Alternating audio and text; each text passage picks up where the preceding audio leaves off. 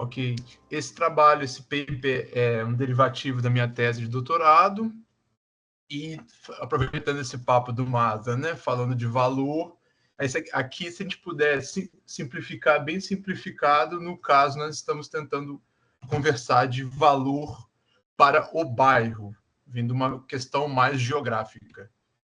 E a lógica que permeia toda a construção do paper é a gente entender que formatos tradicionais de varejo de rua estão desatualizados, tanto pelo crescimento desses últimos anos do comércio eletrônico, o surgimento e o crescimento do omnichannel, efeitos macroeconômicos que afetam o comportamento do consumidor e a tecnologia, que nós, né, essa questão disruptiva também, né, que você falou, né, Vitor?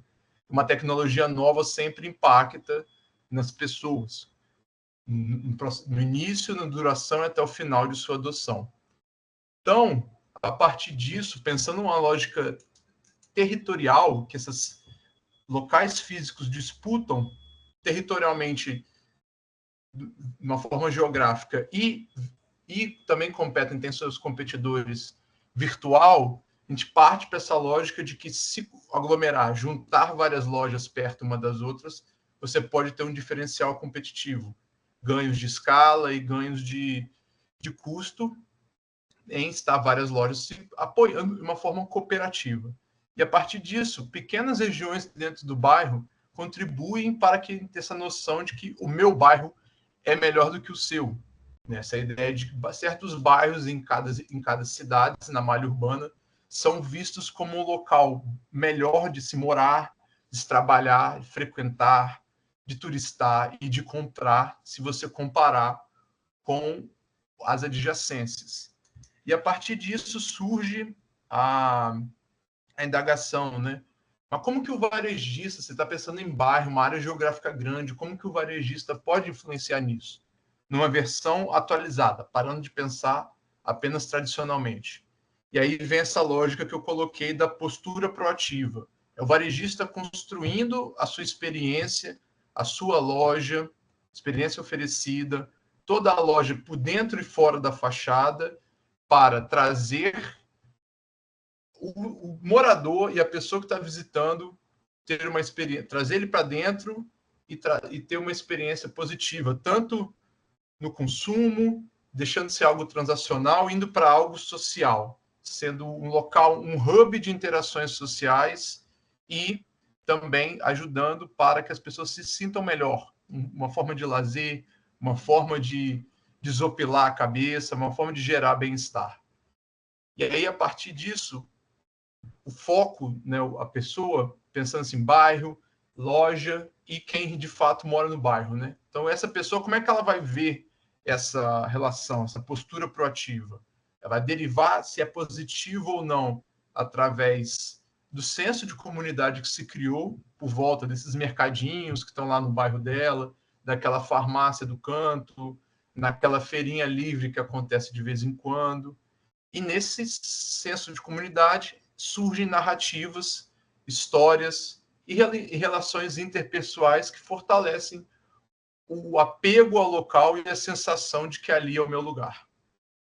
Então, a partir disso, o levantamento principal desse trabalho é essa ideia de que o bem-estar é um mecanismo, ou seja, que liga o que acontece no varejista local até o bairro. Um bairro ser visto como atraente. Então, a mediação de bem-estar entre postura proativa e atratividade do bairro. Então, a partir disso, tiramos embasamento teórico de 3 grandes áreas, né, digamos assim, disciplinas. Nós chamamos de place branding, que tem essa noção de competição geográfica e branding de cidades e regiões. Estudos em aglomeração, que puxa da economia para entender clusterização de lojas e como distribuição geográfica do varejo. E a terceira e última é a questão do Transformative Service Research, né? A ideia dos serviços como indispensáveis na vida cotidiana e eles como objetivo principal, não lucro, não só o lucro, mas também geração de bem-estar daqueles que acompanham, né, que usufruem do serviço. Aí, a partir dentro dessa grande, né, nessas 3 bolinhas que a gente pegou, veio 2 teorias baseadas na construção das hipóteses, que é o modelo estímulo-organismo-resposta, entender que estímulos do local em que você está interagindo levam uma certa resposta quando são mediados pelos impactos emocionais do indivíduo, e a teoria do bottom-up, que a tradução em português é um pouco complicadinha, mas essa lógica de que o seu bem-estar, a sua qualidade de vida geral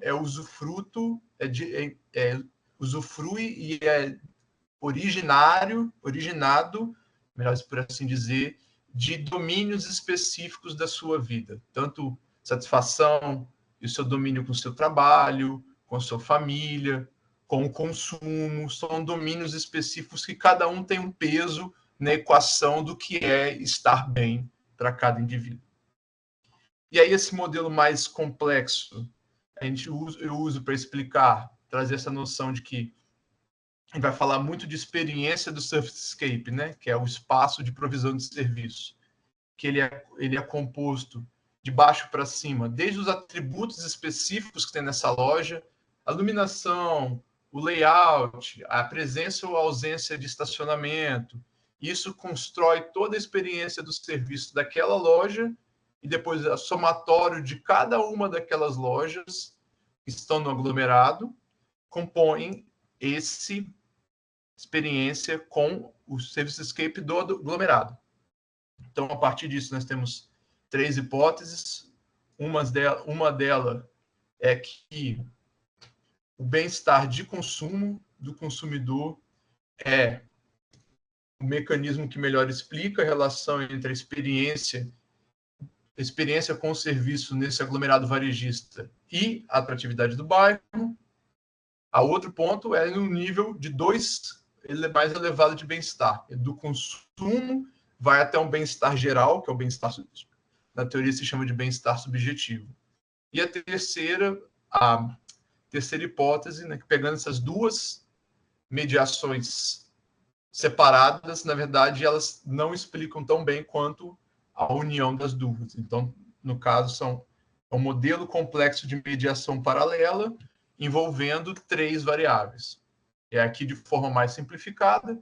A seta mais fininha é o caminho da primeira hipótese, que é essa ideia de que você experienciar o espaço daquele aglomerado de lojas do seu bairro, seja aquela união daquela farmácia, a padaria, a pracinha, a igreja, o boteco, tudo pertinho, seria aquele aglomerado local, e a partir disso melhora o seu bem-estar de consumo. Esse bem-estar seu de consumo leva a avaliações mais positivas de como esse aglomerado é atraente em um nível geográfico menor. Essa parte específica do meu exemplo, aquele quarteirão em que está a pracinha, a padaria, a farmácia, e disso, tendo isso positivo, leva até o bairro em si. Se tem uma partezinha lá que tem umas coisinhas legais, eu acabo pensando que todo o bairro inteiro, né, pensando assim, aquele negócio, igual aí, vocês estão aí em BH, né? Pô, aqui eu moro na Savassi, tem um monte de barzinho, tem um shopping legal, tudo pertinho.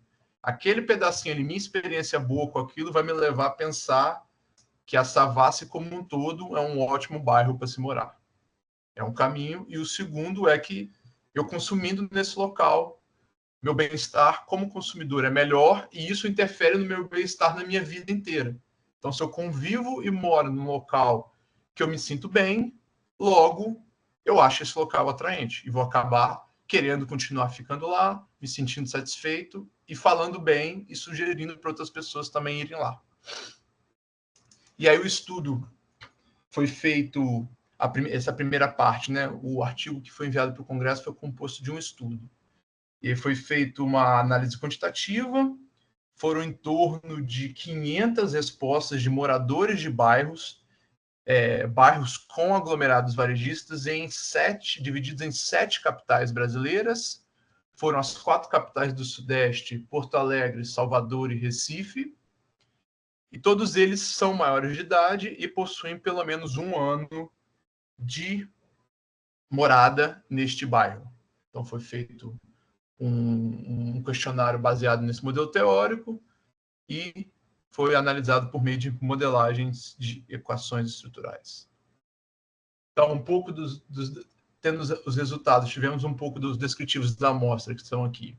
Todos e qualquer dados, depois, na parte de perguntas, eu posso abrir as tabelas para a gente ir mais adentro, assim, stats for nerds.